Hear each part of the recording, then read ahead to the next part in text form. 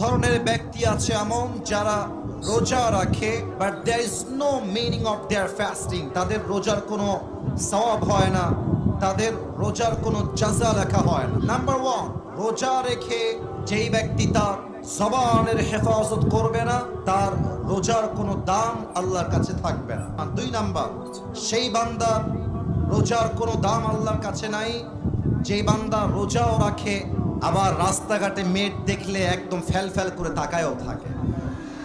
3 number হাদিসে আসছে, যেই বান্দা রোজা রেখে এই কান দিয়ে গান শুনে, এই কান দিয়ে অপরের বদনাম শুনে, গীবত শুনে, আল্লাহর হাবিব বলেছেন তার রোজার 2 পয়সা দাম আল্লাহর কাছে নাই। আর 4 নাম্বার, এটা বড় মারাত্মক এবং লজ্জাজনক, যে যুবকরা রমজান মাসে রোজা রেখেও মাস্টারবেশন করো, তাদের রোজা আল্লাহর কাছে 2 পয়সাও কবুল হবে না।